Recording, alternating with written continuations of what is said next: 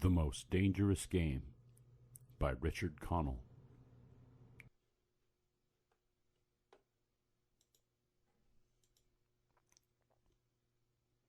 "Off there, to the right somewhere, is a large island," said Whitney.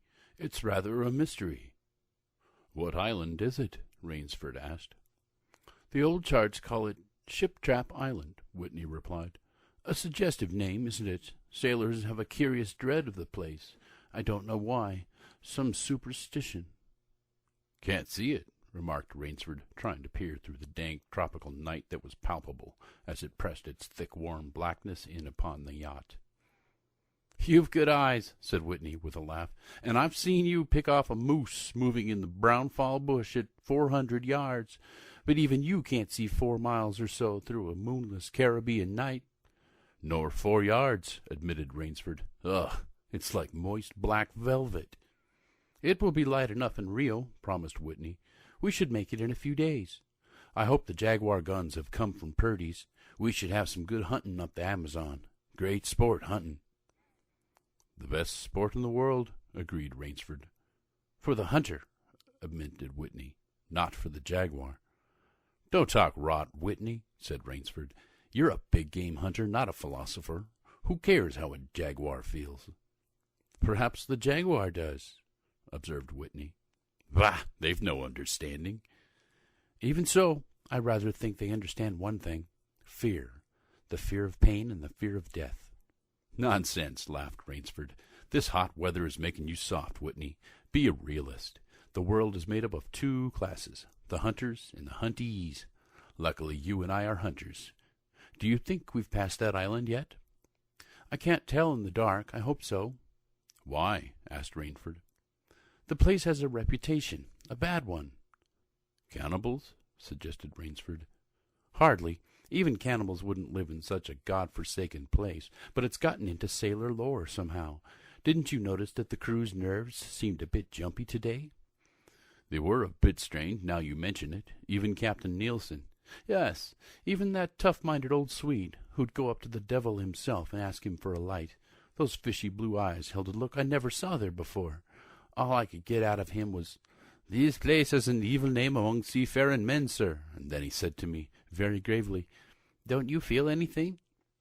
As if the air was actually poisonous. Now, you mustn't laugh when I tell you this. I did feel something like a sudden chill.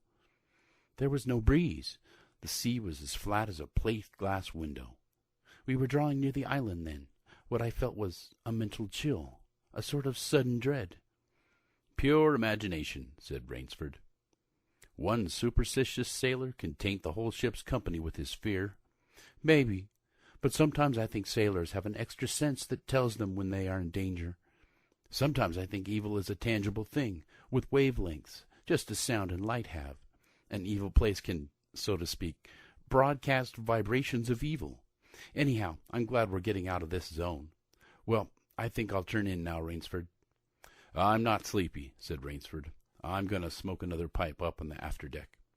"Good night, then, Rainsford. See you at breakfast." "Right. Good night, Whitney." There was no sound in the night as Rainsford sat there, but the muffled throb of the engine that drove the yacht swiftly through the darkness, and the swish and ripple of the wash of the propeller. Rainsford, reclining in a steamer chair, indolently puffed on his favorite beer. The sensuous drowsiness of the night was on him. "It's so dark," he thought, "that I could sleep without closing my eyes. The night would be my eyelids." An abrupt sound startled him. Off to the right he heard it, and his ears, expert in such matters, could not be mistaken. Again he heard the sound, and again, somewhere off in the blackness, someone had fired a gun 3 times. Rainsford sprang up and moved quickly to the rail, mystified. He strained his eyes in the direction from which the reports had come, but it was like trying to see through a blanket. He leapt upon the rail and balanced himself there to get greater elevation. His pipe, striking a rope, was knocked from his mouth. He lunged for it. A short, hoarse cry came from his lips as he realized he had reached too far and had lost his balance. The cry was pinched off short as the blood-warm waters of the Caribbean Sea dosed over his head. He struggled up to the surface and tried to cry out, but the wash from the speeding yacht slapped him in the face, and the salt water in his open mouth made him gag and strangle. Desperately, he struck out with strong strokes after the receding lights of the yacht, but he stopped before he had swum 50 feet. A certain cool-headedness had come to him. It was not the first time he had been in a tight place. There was a chance that his cries could be heard by someone aboard the yacht, but that chance was slender and grew more slender as the yacht raced on. He wrestled himself out of his clothes and shouted with all his power. The lights of the yacht became faint and ever-vanishing fireflies. Then they were blotted out entirely by the night. Rainsford remembered the shots. They had come from the right, and doggedly he swam in that direction, swimming with low, deliberate strokes, conserving his strength. For a seemingly endless time he fought the sea. He began to count his strokes. He could do possibly 100 more, and then Rainsford heard a sound. It came out of the darkness, a high screaming sound, the sound of an animal in an extremity of anguish and terror. He did not recognize the animal that made the sound. He did not try to. With fresh vitality he swam toward the sound. He heard it again. Then it was cut short by another noise, crisp, staccato. "Pistol shot," muttered Rainsford, swimming on. 10 minutes of determined effort brought another sound to his ears, the most welcome he had ever heard, the muttering and growling of the sea breaking on a rocky shore. He was almost on the rocks before he saw them. On a night less calm he would have been shattered against them. With his remaining strength he dragged himself from the swirling waters. Jagged crags appeared to jut up into the opaqueness. He forced himself upward, hand over hand, gasping, his hands raw. He reached a flat place at the top. Dense jungle came down to the very edge of the cliffs. What perils that tangle of trees and underbrush might hold for him did not concern Rainsford just then. All he knew was that he was safe from his enemy, the sea, and that utter weariness was on him. He flung himself down at the jungle edge and tumbled headlong into the deepest sleep of his life. When he opened his eyes, he knew from the position of the sun that it was late in the afternoon. Sleep had given him new vigor. A sharp hunger was picking at him. He looked about him, almost cheerfully. "Where there are pistol shots, there are men. Where there are men, there is food," he thought. But what kind of men, he wondered, in so forbidding a place? An unbroken front of snarled and ragged jungle fringed the shore. He saw no sign of a trail through the closely knit web of weeds and trees. It was easier to go along the shore, and Rainsford floundered along by the water. Not far from where he landed, he stopped.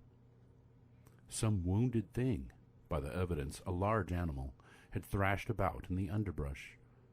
The jungle weeds were crushed down and the moss was lacerated. One patch of weeds was stained crimson. A small glittering object not far away caught Rainsford's eye, and he picked it up. It was an empty cartridge. "A .22, he remarked. "That's odd. It must have been a fairly large animal, too. The hunter had his nerve with him to tackle it with a light gun. It's clear that the brute put up a fight. I suppose the first 3 shots I heard was when the hunter flushed his quarry and wounded it. The last shot was when he trailed it here and finished it." He examined the ground closely and found what he had hoped to find, the print of hunting boots. They pointed along the cliff in the direction he had been going. Eagerly he hurried along, now slipping on a rotten log or loose stone, but making headway. Night was beginning to settle down on the island. Bleak darkness was blacking out the sea and jungle when Rainsford sighted the lights. He came upon them as he turned a crook in the coastline, and his first thought was that he had come upon a village, for there were many lights. But as he forged along, he saw to his great astonishment that all the lights were in one enormous building, a lofty structure with pointed towers plunging upward into the gloom. His eyes made out the shadowy outlines of a palatial chateau. It was set on a high bluff, and on 3 sides of it cliffs dived down to where the sea licked greedy lips in the shadows. Mirage, thought Rainsford, but it was no mirage, he found, when he opened the tall spiked iron gate. The stone steps were real enough. The massive door with a leering gargoyle for a knocker was real enough. Yet above it all hung an air of unreality. He lifted the knocker, and it creaked up stiffly, as if it had never before been used.